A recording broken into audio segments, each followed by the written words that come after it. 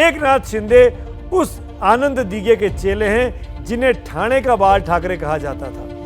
आज की कहानी में आपको ये बात जरूर समझनी चाहिए, क्योंकि जो ट्वीट किया सबसे पहले एकनाथ शिंदे ने, उन्होंने उस ट्वीट में दो नामों का जिक्र किया, बाला साहब ठाकरे का और आनंद दीघे का। राष्ट्रीय राजनीति में आनंद दीघे को आपसे परिचित कराने की आज जरूरत है। आखिरकार कौन है आनंद दीघे, क्योंकि और किसके नाम पर जिन्होंने शपथ ली थी एकनाथ शिंदे ने, वो दीघे साहब कौन है? तो आनंद दीघे को ठाणे का बाला साहब कहा जाता था। दीघे बाल ठाकरे के करीबी लोगों में से थे और बाल ठाकरे की हिंदुत्व की विचारधारा में आनंद दीघे की गहरी आस्था थी। आप कह सकते हैं कि आनंद दीघे और बाला साहब ठाकरे ने मिलकर ही शिवसेना का ये रूप दिया जिसमें वो मी मराठी की बात करते हैं। अब एकनाथ शिंदे बाला साहब और आनंद दीघे का नाम लेकर ही शिवसेना को कटघरे में खड़ा कर रहे हैं, और दूसरी तरफ बीजेपी दीघे के नाम पर ही शिंदे को अपनी तरफ खींचना चाहती है।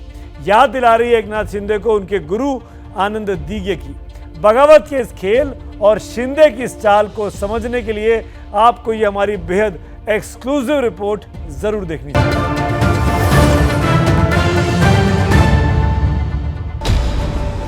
महाराष्ट्र की सियासी उठापटक में एक नाम फिर चर्चा में है। वो नाम है धर्मवीर आनंद दीघे का। ऐसा है कि जब फल पकता है तो उसको गिराने के लिए अलग प्रयत्न नहीं करने पड़ते। अब फल कच्चा है। चंद्रकांत पाटिल जिस फल के पकने का इंतजार कर रहे हैं वो कोई और नहीं, एकनाथ शिंदे हैं, जो आनंद दीघे के चेले हैं। शिवसेना से बगावती कदम उठाने वाले एकनाथ शिंदे शिवसेना के दिवंगत नेता आनंद दीघे के शागिर्द माने जाते हैं।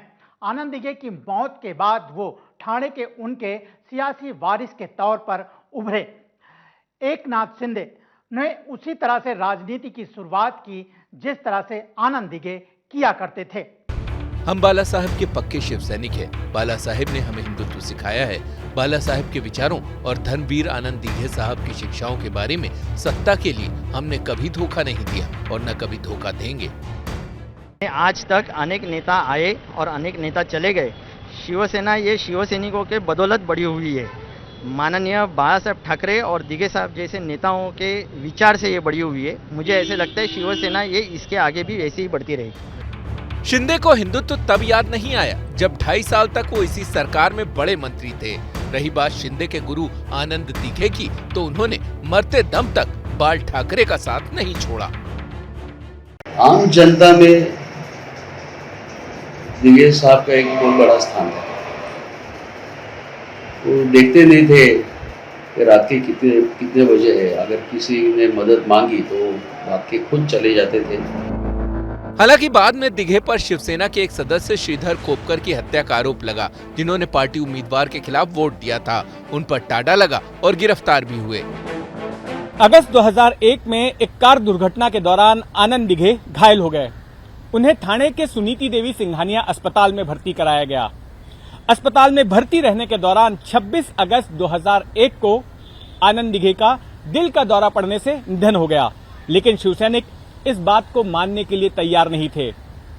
उनका यह आरोप था कि डॉक्टरों ने दीघे के इलाज में कोताही बरती। इसके बाद शिवसैनिकों ने उस पूरे अस्पताल को आग के हवाले कर दिया और वहां मौजूद मीडिया कर्मियों के साथ भी मारपीट की गई और उनके कैमरे जला दिए गए। कहा जाता है कि आखिरी वक्त में ठाकरे परिवार का कोई सदस्य उनसे मिलने नहीं गया था। पूरा तन मन धन से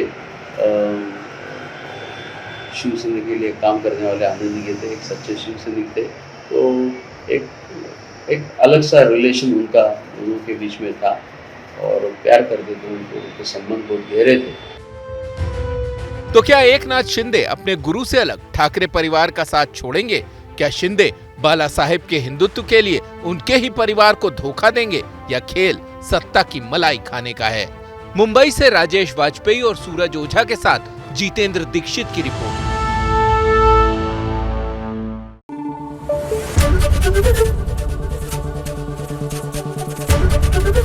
एबीपी न्यूज आपको रखे आगे।